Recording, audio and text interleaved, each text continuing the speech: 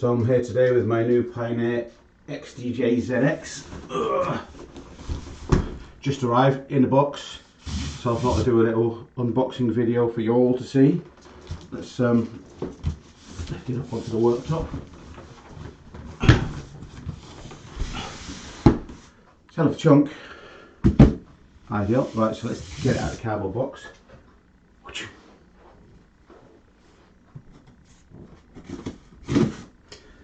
I ordered this from Bop-Dj. Took about 2 months to get here. It was on back order, so it wasn't too bad. Could have been a lot worse. And there it is inside the cardboard box. I'm going to work out how I'm going to get it out of the cardboard box. There we go. There we go. Cool, new toy. So here it is out of the box. In English and French. There she is. Ooh, nice. So, same story again. It was a nightmare trying to get out of the cardboard box. So I'll open it really carefully so that I don't damage anything in case well, I always keep the boxes anyway. Doubt very much I'll have to send it back, but if in many moons to come I sell it on, it's always worth more if you've got the box and all the original packaging with it. So let's bleed it open. Oops. Money. Ooh, right. Nothing much to see here. A couple of cables. Foreign power cable, UK power cable. Boom. Put them inside. And I'm going to unpack this. The machine that I've waited so long for. It's a hefty old weight. I'd be interested to know how much it weighs actually. Ooh, beautiful. There we go. Doesn't look as nice on the camera as it does in real life. I feel like there's a bit of friction compared to those. A bit of noise to the skin. You can hear that. But I'm sure that's just normal. The slides are quite loose. There's a little bit of resistance there, which is nice. You don't have a little click at 0, which I quite like, but I think a lot of them don't have that anymore, do they? Again, the sliders are all very nice. A little bit of resistance, which is quite nice. And the crossfader, which I don't use very often, not a scratcher, unfortunately. Maybe I'll learn one day. Is nice, pretty loose. On the front, we've got headphone sockets. The big one, the small one, the 1/4 inch, and the little one, whatever size it's called. Yeah, well, there we go. Beautiful. So as well in the package we've got, as I said before, the foreign power lead and the UK power lead. You've also got the USB that goes in the back and the destruction manual. Just like I said there, you've got in the front, you've got the headphones.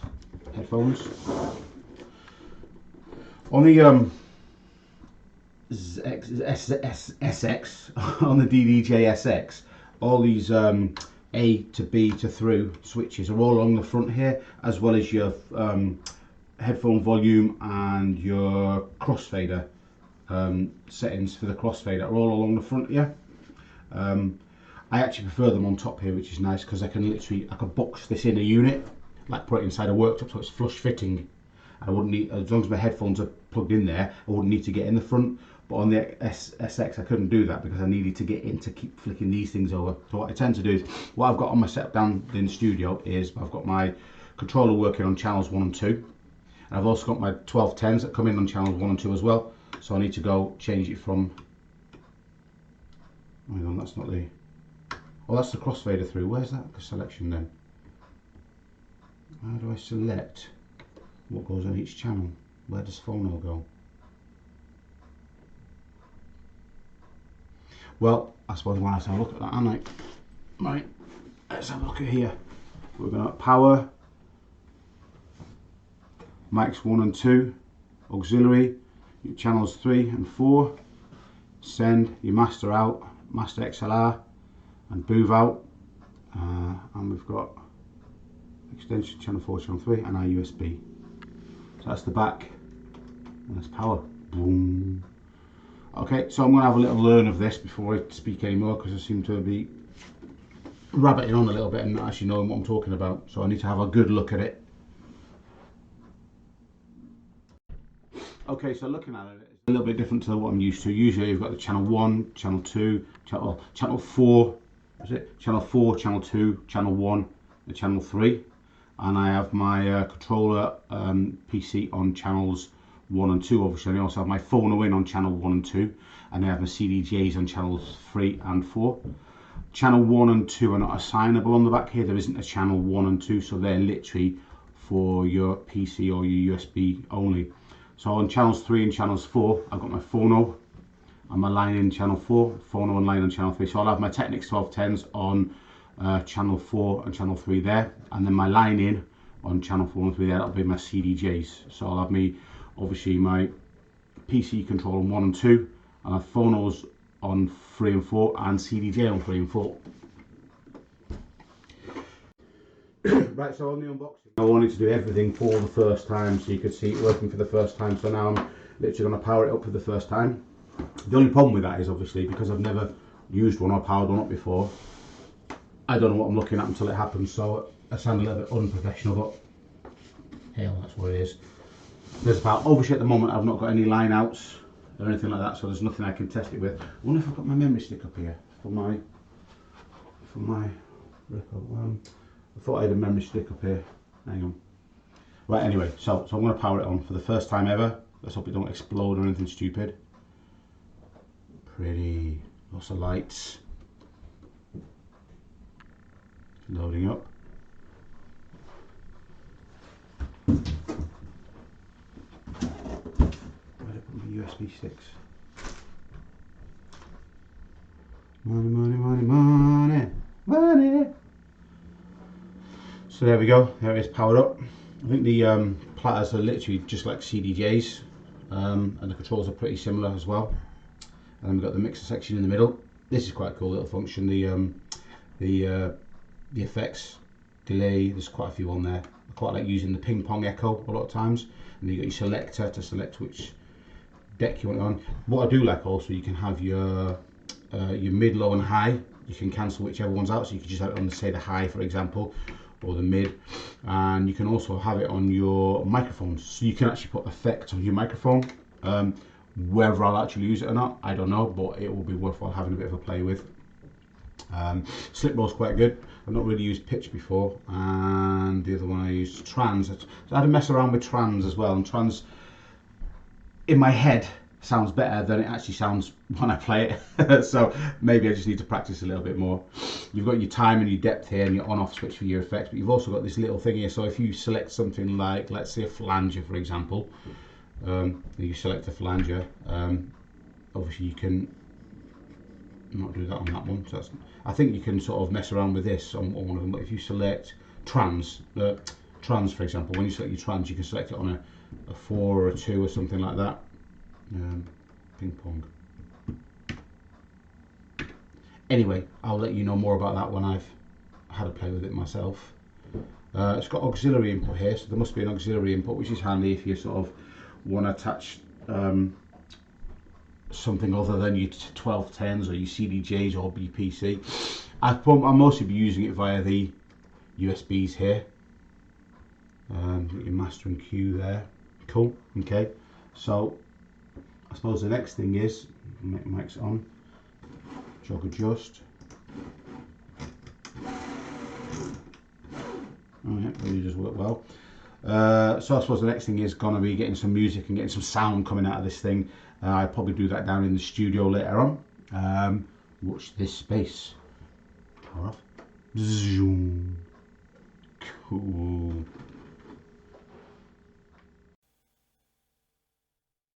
So that's a quick sample of how my SX works. Now I'm hoping that the XZ Yeah.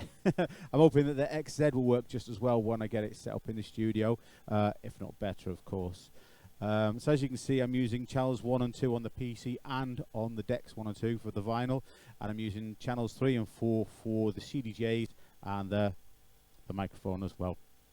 As you can see on the back, I'm not sure if you can see very well on the video, I've got all my cables in the back there. So I've literally got my power in, my USB in from the PC. This is the mic for the wireless mic, as you can hear. This is the CDJ on the left, then I've got the phono, the decks on the left with the ground, then the decks on the right, CDJ on the right. This is another microphone in for the studio mic here, and then I've got these two here. Actually, they're odd cables. I want to change them so they're the same. These are my booth out, here and here, sorry. This is my booth out. So when I'm recording on OBS, as you can see there, I've got a nice line out straight from the mixer straight into OBS. So there's no, like there was on the previous parts of the video, it was recorded from the webcam. Here and here. Let's record from the webcam mic. This is recorded straight from the mixer, so there's no interference other than my horrible Mancunian voice. Yeah, and then we got of course, they're the line out to the amplifier for the studio. So that's how my SX is set up.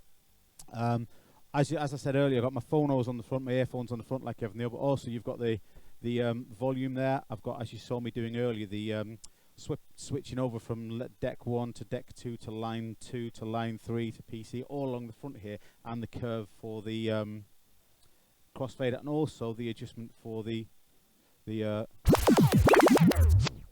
how sensitive you want the platter there, and that's all on the front there.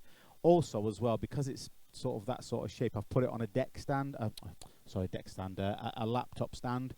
So I've got that nice little angle there, which is nice. I'm not sure how well the ZX I'm not sure how well the ZX will do on the platter there with the angle, but on the stand. But I'm going to try it, see what it looks like, or I might just lay it down flat. But other than that, yeah, that's how we go. Next thing to do is to bring the ZX in and see what it looks like in the setup.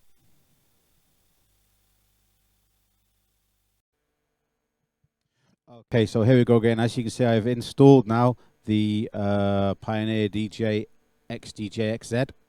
First thing you notice compared to the SX is it's massive. Not complaining, it's great, but I've had to shift the whole bloody decks around in order to get the bloody thing fitted in there. Wiring up around the back was pretty similar, so I've got all my line in as I had previously. I'm not missing anything. There's no room for one of the things there before. The only thing there's not room for, like I said, is the CDJs. I need a longer link cable to be able to connect the two together. I'll just give you, I'll give you a comparison. The SX is just on the floor here. Hang on.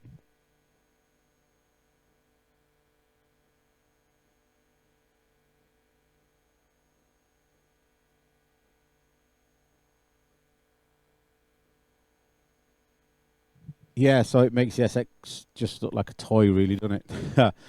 So everything is normal. I've got my everything's loaded up there. I'm using the PC at the moment to control. I've got my USB stick there, so I can use PC or USB on all 4 channels, on the 2 channels anyway. I can use my CDJs and my decks on channel 3 and CDJ and deck on channel 4. As I said earlier in the SX, we had all the buttons and knobs and everything on the front to change the channels over, and I weren't sure how to do it on here, but it's really straightforward. It's a lot easier actually. It's just up on the top here, so you've got channel 3 and channel 4. So if we go to channel 3 line, that'll give us our CDJ, so CDJ playing. Yeah, really nice, so that's fine, yeah. And then from there we can put on a piece of vinyl.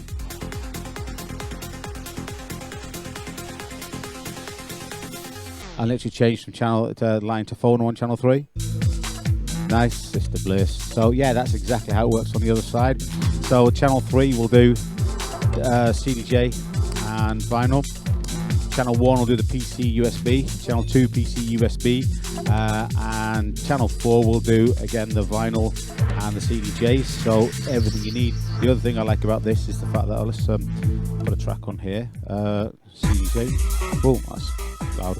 So yeah, so basically one thing I do like is the fact that we've got a separate mic section here, so I don't have to use one of the dedicated channels for the decks. I can use its own channel here, and you've got all the EQs for that. There's also, as you can see, the effects is here, so effects on deck 1, so we can go for a bit of a flange on deck 1. Sounds really good, yeah. And again, you can use this to mess around with it. We change it to a to trans, for example. And again, that's so you can change that to different sections. Just on this, like I said, that I do think that sounds better in my head than it actually does in real life.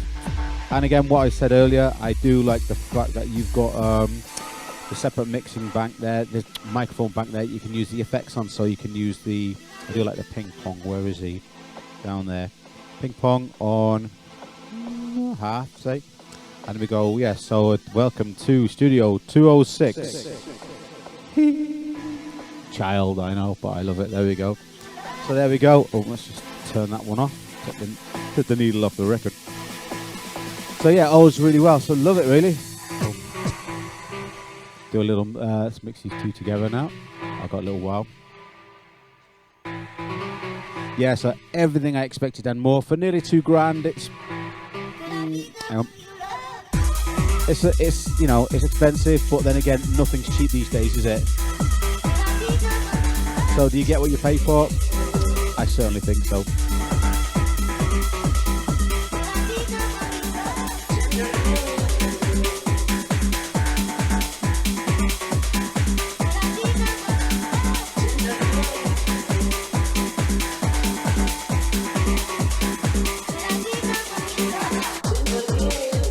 So yeah, so loving it. If you got any questions, you can always send me a message or anything like that. Drop a message in the comments.